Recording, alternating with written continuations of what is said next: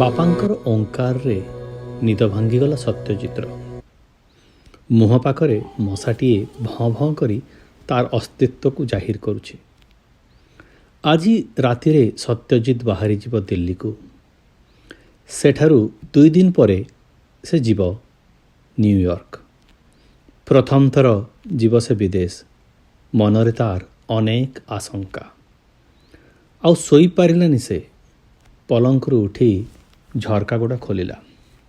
ସୂର୍ଯ୍ୟର ପହିଲି କିରଣର ଆଲିଙ୍ଗନ ଓ ଅଦିନିଆ ବର୍ଷାରେ ସଦ୍ୟସ୍ନାତ ଓଦା ମାଟିର ବାସ୍ନା ତା ମନରେ ଶିହରଣ ଭରିଦେଲା। ସତ୍ୟଜିତ ଦେଖିଲା ତାର ସୁଟକେସରେ ମା, ମୁଢ଼ି, ବଡ଼ି ଆଉ କେତେ କ'ଣ ପୂରେଇ ଦେଲେଣି। ନାଲିଆ ସୂର୍ଯ୍ୟ କିରଣରେ ସେସବୁ ଅତି ସୁନ୍ଦର ଦେଖାଯାଉଥିଲେ। ପିଲାଦିନର ସ୍ମୃତିର ପ୍ରତିବମ୍ବ ସ୍ୱରୂପ ତାର କେତେଟା ପୁରୁଣା ଫଟୋ ନେବ ସେ। ଆଲବମ୍ ବାହାର କରିବା ପାଇଁ ଗୋଦରେଜ ଆଲମିରାକୁ ଅଣ୍ଡାଳିବା ଆରମ୍ଭ କଲା। ଆଲବମ୍ ଦେଖୁ ଦେଖୁ ପୁରୁଣା ଚିଠିଗୁଡ଼ାଏ ପାଇଲା। ଗୋଟାଏ ପରେ ଗୋଟାଏ ଚିଠିକୁ ଖୋଲିଲା। ଏସବୁ ତ ତାର ହ୍ୟାଣ୍ଡରାଇଟିଂ ଭଳିଆ ଜଣାପଡ଼ୁଛି। ଆରେ ଏସବୁ ଚିଠିଗୁଡ଼ା ତ ସେ ଡମ୍ବରୁ ସାର୍ଙ୍କୁ ଲେଖିଥିଲା। ପିଲାଦିନେ ଖୁବ୍ ବଦମାସି କରୁଥିଲା ସତ୍ୟ। ତା ନାଁରେ ସବୁଦିନ କମ୍ପ୍ଲେନ୍। କାହାର ବହି ଚିରିଦେଲା, କାହାକୁ ବାଡ଼େଇଲା, କାହାକୁ ଚିଡ଼େଇଲା, କାହା ବାଡ଼ିରୁ ପିଜୁଳି ଆମ୍ବ ଚୋରିକଲା। ବାପା ମାଆଙ୍କର ସହିଷ୍ଣୁତାର ସୀମା ସରହଦ ପାରି ହୋଇଗଲା ପରେ ସେତେବେଳେ ଡମ୍ବରୁ ସାର୍ ଆସିଲେ ତାଙ୍କର ଟ୍ୟୁସନ୍ ମାଷ୍ଟର ଭାବରେ। 6 ଫୁଟ ଡେଙ୍ଗା, ଲମ୍ବା ନିଶ, ଭୟଙ୍କର ରୂପ, ପ୍ରବଳ ରାଗୀ ଡମ୍ବରୁ ସାର୍। ଡମ୍ବରୁ ସାର୍ ବାପାଙ୍କ ଫ୍ୟାକ୍ଟ୍ରିରେ କାମ କରନ୍ତି ଫିଟର ଭାବରେ। ପୁଣି ସପ୍ତାହରେ 2 ଦିନ ହୋମଗାର୍ଡ଼ କାମ କରନ୍ତି। 2-3ଟା ଟ୍ୟୁସନ୍ ବି ପଢ଼ାନ୍ତି। ସେତେବେଳେ ତାର ହାଫ୍ ଇୟରଲି ପରୀକ୍ଷାର ପ୍ରୋଗ୍ରେସ୍ ରିପୋର୍ଟ ଆସିଥାଏ। ମାର୍କସିଟ୍ ଦେଖି ହସିଲେ ସାର୍। ଠିକ୍ ରାବଣ କିମ୍ବା କଂସର ହସ। ଗଣିତରେ 100ରୁ 100, ଇଂଲିଶରେ 96, ସାହିତ୍ୟରେ 52, ଡ୍ରଇଂରେ 15। ତ ଅକ୍ଷର ଚିହ୍ନିଲେ ସିନା ତୋତେ ସାହିତ୍ୟରେ ନମ୍ବର ଦେବେ। ହସ୍ତାକ୍ଷର ଅଭ୍ୟାସ କରିବାକୁ କହିଲେ ସେ। ସତ୍ୟ ଟିକେ ଖାମଖିଆଲି ଭାବରେ ଆରମ୍ଭ କଲା। ସେ ଭାବିନଥିଲା ତାର ପରିଣାମ। କୁହ ଭଳିଆ ଅକ୍ଷର ପଡ଼ିଲା ଜୋର ଚାପୁଡ଼ାଟିଏ। ପ୍ରଥମ ଦିନ ଡମ୍ବରୁ ସାର୍ଙ୍କର ଚାପୁଡ଼ା ପାଇ ତାର ମୁଣ୍ଡ ଘାଇଁ ଘାଇଁ କଲା। ବଦମାସ ଟୋକା, କାଲିଠୁ ଯଦି ତୋର ଦୁଷ୍ଟାମି କଥା ଶୁଣିବି ଦେଖିବୁ ତୋର ମଜା। ସବୁଦିନ ଘଣ୍ଟାଏ ହ୍ୟାଣ୍ଡରାଇଟିଂ ପ୍ରାକ୍ଟିସ୍। କି ବିରକ୍ତିକର କାମ। ଯଦି ହସ୍ତାକ୍ଷରରେ ଟିକିଏ ଭୁଲଚୁକ୍ ହେଲା 2 ପାପୁଲିରେ 2 ବାଡ଼ି। ମାଡ଼କୁ ତ ମହାଦେବଙ୍କ ଡର। ଆଉ ଏ ସତ୍ୟଟା କେଉଁ ମାଂସରେ ଗଢ଼ା? ଠିକ୍ ମନେ ଅଛି ତାର। ଭାଲୁର ଡ୍ରଇଂ କରିବାକୁ କହିଥିଲେ। ସତ୍ୟ ଡ୍ରଇଂର ପ୍ରତି ଟିକେ ବି ଇଣ୍ଟରେଷ୍ଟ ନାହିଁ। ମୂର୍ଖ, ଏଟା ଭାଲୁ ନା ଆଳୁ? ସେଦିନ ସାର୍ଙ୍କ ହାତରେ ପଡ଼ିଲା ଇଲେକ୍ଟ୍ରିକ୍ ୱାରିଂ ରଡ଼୍ଟାଏ। ଲଗାଇଲେ 2-3 ବାଡ଼ି। ସତ୍ୟର କୋମଳ ହାତରେ ନାଲି ପଡ଼ିଗଲା, ରକ୍ତ ଜମିଯାଏ। ସେଦିନ ଡମ୍ବରୁ ସାର୍ଙ୍କୁ ବହୁତ ଖରାପ ଲାଗିଲା। ତାକୁ ବୁଝେଇ କହିଲେ, ଦେଖ ସତ୍ୟ, ତୁ କ୍ଲାସରେ ଫାଷ୍ଟ ହେଇପାରୁନୁ ଖାଲି ଡ୍ରଇଂ ପାଇଁ। ତୁ ଯଦି ଡ୍ରଇଂରେ ପାସ୍ ନ କରିବୁ ତାହେଲେ 5ମ ଶ୍ରେଣୀରେ ବୃତ୍ତି ପାଇବୁ କେମିତି? ତାପରେ ସମାଜ ଖୋଲି ଦେଖାଇଲେ, ଦେଖ ତୋର ବି ଫଟୋ ଏମିତି କୃତିଛାତ୍ର ଭାବରେ ବାହାରିବ। କେତେ ଗର୍ବ କରିବେ ତୋ ବାପା ମା। ସତ୍ୟ ମନେ ମନେ ଭାବିଲା, କେଡ଼େ ବଡ଼ କଥା ଏ ବୃତ୍ତି। 9 ଟଙ୍କା ମିଳେ ପ୍ରତି ମାସ। ନାନୀକୁ ବି ବୃତ୍ତି ମିଳେ। ସବୁ ତ ବାପା ନେଇ ପୋଷ୍ଟ ଅଫିସରେ ସଞ୍ଚୟ କରିଦିଅନ୍ତି। କ'ଣ ଯେ ଲାଭ ତାର? ହଁ, ସମାଜରେ ତା ଫଟୋ ଛପିଗଲେ ସାଙ୍ଗମାନଙ୍କ ସାମ୍ନାରେ ସେ ବାହାଦୁରୀ ମାରିପାରିବ। କିନ୍ତୁ ମନେ ମନେ ଭାବୁଥାଏ, କେମିତି ଦେବି ପାନେ ସାର୍ଙ୍କୁ। 5ମ ଶ୍ରେଣୀର ବାର୍ଷିକ ପରୀକ୍ଷା ସରିଯାଇଥାଏ। ଆଉ ମାସେ ପରେ ବୃତ୍ତି ପରୀକ୍ଷା। ଗରମ ପଡ଼ୁଥିବାରୁ ଛାତ ଉପରେ ଖୋଲା ଆକାଶ ତଳେ ସାର୍ ଟ୍ୟୁସନ୍ ପଢ଼ାନ୍ତି। ସପ୍ତର୍ଷି ମଣ୍ଡଳ ଧ୍ରୁବ ତାରାର କଥା କୁହନ୍ତି। ସାହିର ସବୁ ପିଲା, ତା ନାନୀ, ସାନ ଭାଇ ସମସ୍ତେ ଲୁଚକାଳି ଖେଳୁଛନ୍ତି, ଚୋର ପୁଲିସ ଖେଳୁଛନ୍ତି, ଘୋ ଘୋ ରାଣୀ ଗୀତ ଗାଉଛନ୍ତି। କିନ୍ତୁ ତାହାର କି ଦୁର୍ଭାଗ୍ୟ, ତାକୁ ହି ହ୍ୟାଣ୍ଡରାଇଟିଂ ପ୍ରାକ୍ଟିସ୍ ଡ୍ରଇଂ। ତା ମନ ଭିତରେ ଏକ ବିଦ୍ରୋହର ଭାବନା ଉଙ୍କି ମାରୁଥାଏ। କିନ୍ତୁ ଇଂରେଜ ଭଳି ଶୈତାନ ଏସାର ରାଗିଲେ ତାଙ୍କର ତାଣ୍ଡବ ସତ୍ୟର ପିଠିରେ ପଡ଼ିଥାଏ। ଦିନେ ହୋମୱାର୍କ କରିନଥିବାରୁ ତାର ପନିସମେଣ୍ଟ ଆଉ ଘଣ୍ଟାଏ ଅଧିକ ହ୍ୟାଣ୍ଡରାଇଟିଂ ପ୍ରାକ୍ଟିସ୍ କରିବାକୁ ପଡ଼ିବ। ରାତି 10ଟା ହେଲାଣି, ସମସ୍ତେ ଘରେ ଖାଇସାରିଲେଣି। ସାର୍ ସମାଜ ପଢ଼ିବାରେ ମଗ୍ନ। ଚୁପ୍ କରି ଉଠି ପଡ଼ିଲା ମସିଣାରୁ। ପାଦ ଚିପି ଚିପି ଉଠିଲା ଆଉ କବାଟର ଶିକୁଳିଟାକୁ ବନ୍ଦ କରି ଚୁପଚାପ ଖାଇବାକୁ ପାଇଁ ବସିଗଲା ସତ୍ୟ।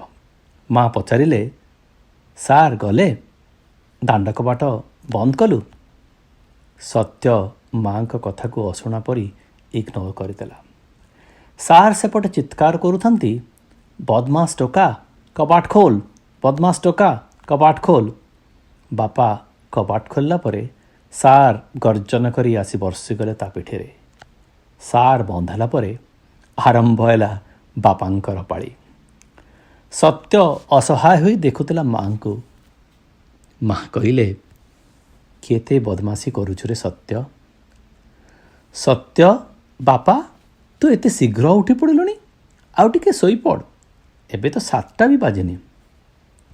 ସତ୍ୟର ଭାବନା ଭଗ୍ନ ହେଲା ମାଙ୍କ ଡାକରେ। ମା, ଡମ୍ବରୁ ସାର୍ଙ୍କ କଥା ମନେ ଅଛି? ତାଙ୍କ କଥା କେମିତି ଭୁଲିବେ ରେ? ତାଙ୍କ ପାଇଁ ତ ତୁ ମଣିଷ ହେଇଛୁ, ନହେଲେ ତୋ ଜୀବନଟା ମାଟି ହେଇଯାଇଥାନ୍ତା। ତାଙ୍କ ପାଖରେ ଆମେ ସବୁ ଋଣୀ। ଚାହା ପିଇବୁ? ମୁଁ ନେଇକି ଆସୁଛି। ସତ୍ୟ ପୁଣି ଦେଖିଲା ଚିଠିଗୁଡ଼ାଙ୍କୁ। ପ୍ରାୟ 10-12 ବର୍ଷ ପୂର୍ବରୁ ସେ ଚିଠିଗୁଡ଼ା ଲେଖିଥିଲା। ସାର୍ କୌଣସି ଚିଠିର ଉତ୍ତର ଦେଇନଥିଲେ। ବାପା କ'ଣ ମିଛ କହିଥିଲେ? ତାର ଗୋଟିଏ ବି ଚିଠି ପୋଷ୍ଟ କରିନଥିଲେ। ଦିନେ ସେ ହାଇସ୍କୁଲ ପଡ଼ିଆରେ ଫୁଟବଲ ଖେଳୁଥିଲା। ସେଦିନ ଖେଳଟା ଖୁବ୍ ଜମିଥିଲା। ଅସମୟରେ ଡମ୍ବରୁ ସାର୍ ପହଞ୍ଚିଲେ ସେଠି।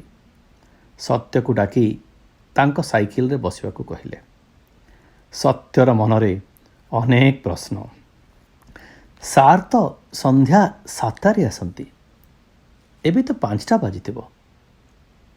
ଘରକୁ ପହଞ୍ଚିଲା ପରେ ସତ୍ୟ ଧୁଆଧୋଇ ହୋଇ ଆସିଲା ପରେ ସାର୍ ତାକୁ ଖୁଆଇଦେଲେ ତାର ଫେଭରାଇଟ୍ ମିଠା ଲବଙ୍ଗଲତାଟାଏ। ତୁ ବୃତ୍ତି ପରୀକ୍ଷାରେ ପାସ୍ କରିଛୁ ସତ୍ୟ, ଦେଖ ତୋ ପରିଶ୍ରମର ଫଳ ମିଳିଲା। ମା ସତ୍ୟକୁ ସାର୍ଙ୍କ ପାଦ ଛୁଇଁ ଆଶୀର୍ବାଦ ନେବାକୁ କହିଲେ। ସାର୍ ସେତେବେଳେ କହିଲେ, ମ୍ୟାଡ଼ାମ୍ ଆପଣମାନେ ବ୍ରାହ୍ମଣ, ଆମେ ଛୋଟ ଜାତି, ମୋତେ ପାପ ଲାଗିବ। ଜେଜେ ଠୋ ଠୋ କରି ହସିଲେ। କହିଲେ, ଡମ୍ବରୁ, ଗୁରୁଙ୍କର ପାଦ ଛୁଇଁଲେ ଶିଷ୍ୟ ପାଇଁ ବହୁତ ଶୁଭ, ତାକୁ ସେଥିରୁ ବଞ୍ଚିତ କରନି। ସତ୍ୟ ସାର୍ଙ୍କ ପାଦ ଛୁଇଁଲା ପରେ କୁଣ୍ଡାଇ ପରିଲେ ତାକୁ। ତାପରେ କହିଲେ, ଚାଲ ତୋତେ ମୋ ଘରୁ ବୁଲାଇ ଆଣିବି। ସନ୍ଧ୍ୟା ହେଇ ଅନ୍ଧାର ହେଇ ଆସୁଥାଏ। ତାପରେ କିଟି କିଟି ଅନ୍ଧାର, ତାଙ୍କ ସାଇକେଲରେ ଡାଇନାମୋ ଲାଇଟ୍।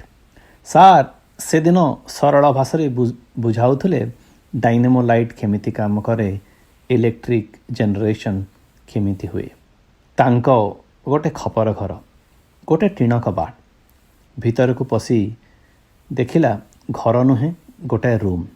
2ଟା ଦଉଡ଼ି ବନ୍ଧା ଖଟ ପଡ଼ିଛି। ସାର୍ ତାକୁ ବସିବା ପାଇଁ କହିଲେ ଖଟ ଉପରେ। ତାଙ୍କ ରୁମ୍ମେଟ୍ ବନ ଭାଇକୁ ଚିହ୍ନାଇ ଦେଲେ। ମୁଁ ଆଉ ବନ ଏଠି ଭଡ଼ାରେ ରହୁ। ଦେଖ, ମୁଁ ବେଶୀ ପାଠ ପଢ଼ିନଥିବାରୁ ମୋର ଏ ଅବସ୍ଥା। ମୋର ପରିବାରଠାରୁ ଏତେ ଦୂରରେ ଅଛି, ଏମିତି ଅବସ୍ଥାରେ ଅଛି। ସେଥିପାଇଁ ତତେ କୁହେ ସତ୍ୟ, ତୁ ଭଲ ପାଠ ପଢ଼, ଇଞ୍ଜିନିୟର, ଡାକ୍ତର, ବଡ଼ ଅଫିସର ହେବୁ, ଖୁସିରେ ରହିବୁ। ଯଦି ଦୁଷ୍ଟାମି କରିବୁ, ଭଲ ନ ପଢ଼ିବୁ, ତାହେଲେ ଏମିତି କଷ୍ଟରେ ରହିବାକୁ ପଡ଼ିବ। ବନ ଭାଇ ଗରମ ପକୁଡ଼ି ଆଣିଦେଲେ। କହିଲେ, ପିଲାଟା ଆଜି ବୃତ୍ତି ପାଇଛି, ଆଜି ତାକୁ ବାଡ଼େଇବନି। ଡମ୍ବରୁ ସାର୍ ମୁର୍କି ହସି କହିଲେ, ବଦମାସି କଲେ ମାଡ଼ ତ ମିଳିବ। ବନ ଭାଇ ତାଙ୍କର ହୋମଗାର୍ଡ଼ ୟୁନିଫର୍ମ ପିନ୍ଧି ବାହାରିଗଲେ। ଯାଉ ଯାଉ ତାଙ୍କର ଆଉ ହୁଇସିଲ୍ ଆଉ ବାଡ଼ିକୁ ଦେଖାଇ କହିଲେ, ଏଇଟା ଆମର ଅସ୍ତ୍ର। ଘରକୁ ଫେରିଲା ବେଳେ ସାର୍ ତାକୁ ବୁଝାଇଥିଲେ, ହୋମଗାର୍ଡ଼ ଭାବେ କାମ କରିବା ବି କେମିତି ଏକ ଦେଶ ସେବା। ହୋମଗାର୍ଡ଼ ମାନେ କେମିତି ହୁଇସିଲ୍ ବଜାଇ ଚୋରି ଡକାୟତି ଭଳିଆ ସମସ୍ୟାରୁ ସମାଜକୁ ରକ୍ଷା କରନ୍ତି, ଯେମିତି ସୈନିକମାନେ ଦେଶର ଶତ୍ରୁମାନଙ୍କଠୁ ରକ୍ଷା କରନ୍ତି। ପାଠ ଛାଡ଼ି ସାର୍ଙ୍କଠାରୁ କେତେ କଥା ସେ ଶିଖିଛି। ମେନ୍ ସୁଇଚ୍ରେ ଫ୍ୟୁଜ୍ ବଦଳାଇବା, ଟ୍ୟୁବ୍ ଲାଇଟ୍ରେ ଷ୍ଟାର୍ଟର ଚେଞ୍ଜ କରିବା, କୂଅରେ ବାଲ୍ଟି ପଡ଼ିଗଲେ କଣ୍ଟା ବିଲେଇ ଲଗେଇ ବାହାର କରିବା। ଧୀରେ ଧୀରେ ଡମ୍ବରୁ ସାର୍ଙ୍କର ଭକ୍ତ ପାଲଟି ଯାଇଛି ସତ୍ୟ। ସପ୍ତମ ଶ୍ରେଣୀ ବୋର୍ଡ଼ ପରୀକ୍ଷା ସରିଥାଏ। ଖରା ଛୁଟି ହେଲେ ବି ସତ୍ୟର ପଢ଼ା ବନ୍ଦ ନାହିଁ। ସପ୍ତମ ଶ୍ରେଣୀର ବୃତ୍ତି ପରୀକ୍ଷା ଦିନେ ସାର୍ ଘରକୁ ଆସି ମାଆଙ୍କୁ କହିଲେ, ତାଙ୍କୁ ନିଜ ଗାଁକୁ ଯିବାକୁ ହେବ। ସେଦିନ ରାତିରେ ତାଙ୍କ ଗାଁରୁ ଟେଲିଗ୍ରାମ ଆସିଛି, ତାଙ୍କ ଝିଅର ଦେହ ଖୁବ୍ ଖରାପ, ତାକୁ ପରା କ୍ୟାନ୍ସର, ବହୁତ ଖର୍ଚ୍ଚ ହେବ। ସେତେବେଳେ ସତ୍ୟକୁ ଜଣା ନଥିଲା କ୍ୟାନ୍ସରର ପ୍ରକୋପ। ସତ୍ୟ ଯାଇ ତାର ପୋଷ୍ଟ ଅଫିସର ପାସବୁକ୍କୁ ବାହାର କଲା। ବୃତ୍ତିରୁ ମିଳିଥିବା ମୂଳ ସୁଧ ମିଶାଇ ଅଛି 176 ଟଙ୍କା। ମାଆଙ୍କୁ ପଚାରିଲା, ଏତେ ଟଙ୍କାରେ ହେଇଯିବ? ସାର୍ଙ୍କର ଆଖି ଛଳ ଛଳ ହୋଇଗଲା। ସେ କହିଲେ, ସେଟା ଥାଉ, 1000 ଟଙ୍କା ପଡ଼ିବ। ସତ୍ୟ ଭାବିଲା, କେମିତି ଶୀଘ୍ର ବଡ଼ ହେଇ ଇଞ୍ଜିନିୟର ହୋଇ ବହୁତ ଟଙ୍କା ଅର୍ଜନ କରି ସବୁ ଖର୍ଚ୍ଚ ସେ ବହନ କରିଦିଅନ୍ତା, କିମ୍ବା ଡାକ୍ତର ହୋଇ ସାର୍ଙ୍କର ଝିଅକୁ ଫ୍ରିରେ ଟ୍ରିଟମେଣ୍ଟ କରିଦିଅନ୍ତା। ଗଲାବେଳେ ସାର୍ ଦେଇଥିଲେ ତାଙ୍କର ଶେଷ ଉପଦେଶ, ସତ୍ୟ, ଜୀବନଟା ଏଲଜେବ୍ରାର ଫଙ୍କସନ୍ ପରି। ତୁ ଯାହା କରିବୁ ତାର ପ୍ରଭାବ ପଡ଼ିବ ତୋରି ଜୀବନରେ। ସେତେବେଳେ ସତ୍ୟ ଏଲଜେବ୍ରା ପଢ଼ିନଥିଲା। ସେ ବୁଝିପାରିନଥିଲା ତାର ମହତ୍ତ୍ୱ। ପରେ ବୁଝିଲା। ସାର୍ ଚାଲିଗଲେ ତାଙ୍କ ଗାଁକୁ, ବହୁତ ଦୂର, 400 କିଲୋମିଟର। ତାପରେ ଆଉ ଫେରିଲେନି ସତ୍ୟର ସହରକୁ। କାହାକୁ ଜଣା ନାହିଁ ତାଙ୍କରି ଖବର। ବନ ଭାଇ ବି ଜାଣିନଥିଲେ ସାର୍ କେଉଁଠି ଅଛନ୍ତି। ସେ ଅନେକ ଚିଠି ଲେଖିଥିଲା, ତାର ବି ଉତ୍ତର ପାଇନି। ମା ଆସିଲେ ଚା ଧରି, ତା ସାଙ୍ଗରେ ତାର ଫେଭରାଇଟ୍ ମିକ୍ସଚର। ବାପା ବି ପହଞ୍ଚିଲେ ତାଙ୍କର ମର୍ଣ୍ଣିଂ ୱାକ୍ ସାରି। ଏତେ ଶୀଘ୍ର ଉଠି ପଡ଼ିଲୁ? ବାପାଙ୍କୁ ସେ ଚିଠିଗୁଡ଼ା ଦେଖେଇ ସତ୍ୟ ଓକିଲଙ୍କ ପରି ତାଗିଦ କରି ପଚାରିଲା, ବାପା, ତୁମେ ଡମ୍ବରୁ ସାର୍ଙ୍କୁ ଏ ଚିଠିଗୁଡ଼ାକ ପୋଷ୍ଟ କରିନଥିଲ? ବାପା ଦୋଷୀ ଭଳିଆ କିଛି ନ କହି ବାହାରିଗଲେ ରୁମ୍ରୁ। ମା କହିଲେ, ରିଟାୟାରମେଣ୍ଟ ପରେ ତୋ ବାପାଙ୍କର ମୁଣ୍ଡ କାମ କରୁନି, ନା କିଛି ଶୁଣୁଛନ୍ତି ନା କିଛି ବୁଝୁଛନ୍ତି।